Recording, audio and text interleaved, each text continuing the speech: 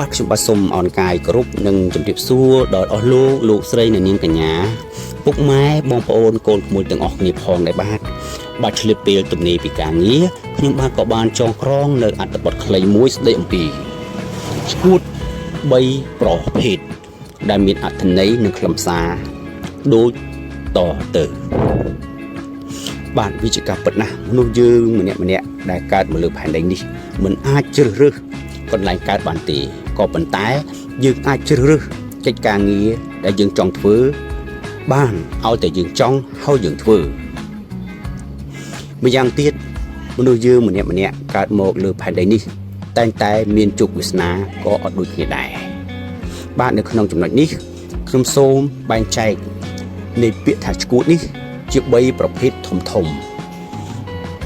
តាមលំដាប់ដោយដូចតទៅបាទឈួតទី1គឺជាការឈួតដែលកើតមកបាទ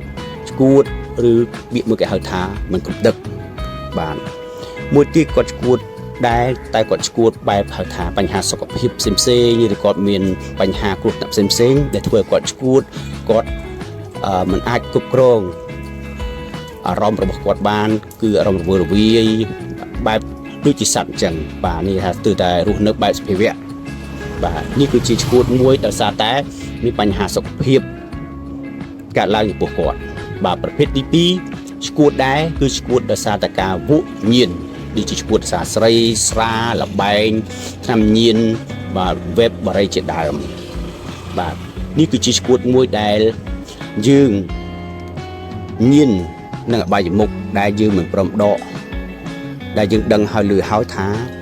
អបាយមុខស្រីស្រាលបែងនេះបើអ្នកណាប្រព្រឹត្តនៅនោះឯងត្រូវតែវិនិច្ឆ័យត្រូវតែជួបទុក្ខលំបាកមានរឿងរ៉ាវ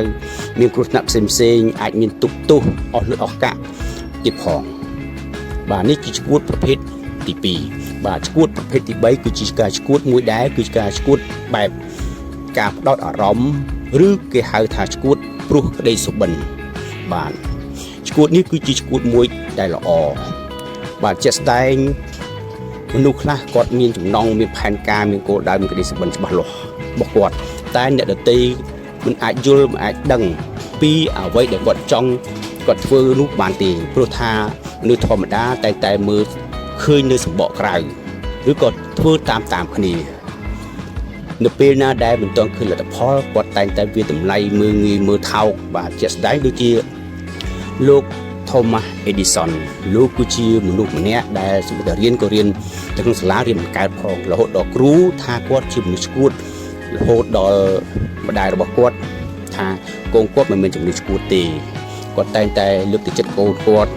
ទីបំផុត Thomas Edison ក្លាយជាអ្នកប្រាជ្ញមួយដ៏ល្បីល្បាញរហូតដល់សប្តាហ៍ថ្ងៃផ្នែកអំពូលភ្លើងទោះបីបរាជ័យរបស់គាត់រហូតដល់9999ដងក៏គាត់នៅតែបន្តរហូតដល់ជោគជ័យលើទី10000ទើបគាត់បានសម្រេចជោគជ័យរបស់គាត់ទើបអំពូលភ្លើងពីពេញពិភពលោកពេលនោះហើយទើបគេដឹងថាលោក Thomas Edison មិនមែនជាអ្នកឈួតទេគឺគាត់គឺជាអ្នកប្រាជ្ញមួយដែលគាត់តែធ្វើអ្វីមួយដែលត្រឹមត្រូវដែលគេហៅថាមានទស្សនវិស័យមានគំនិតខ្ពស់ដែលមនុស្សធម្មតាមិនអាចយល់អាចដឹងរឿងអ្វីក៏ដោយបើវាមិនខុសពីច្បាប់ធម្មជាតិក៏អាចធ្វើបានទាំងអស់ឲ្យតែយើងតស៊ូប្រឹងប្រែងមិនបោះបង់បូកនឹងហៅថាសេចក្តីក្លាហានបូកនឹងភាពឆ្លាតវៃនោះអ្វីក៏ដោយឲ្យតែយើងចង់យើងធ្វើឲ្យតែស្របច្បាប់ធម្មជាតិសុទ្ធតែជោគជ័យសុទ្ធតែបានទាំងអស់បាទជាចុងក្រោយនេះខ្ញុំបាទក៏សូមថ្លែងអំណរគុណយ៉ាងជ្រាលជ្រៅដល់អស់លោកស្រីនិងនាងកញ្ញាពុកម៉ែបងប្អូនកូនក្មួយទាំងអស់ដែលខំចំណាយពេលវេលាដ៏មានតម្លៃមកតាមដានកំសាន្តអារម្មណ៍ជាមួយនឹងការបកស្រាយនៅអត្ថន័យនៃអត្ថបទនេះតាំងពីដើមរហូតដល់ចប់ហើយសូមជូនពរដល់អស់លោកស្រីនិងនាងកញ្ញាឲ្យជួបតែសេចក្តីសុខនៃចម្រើនរកស៊ីមិនបានហើយរាល់ការធ្វើដំណើរទៅណាមកណាទទួលតែសុខសុវត្ថិភាពទាំងទៅទាំងមកបាទសូមអរគុណសូមជម្រាបលា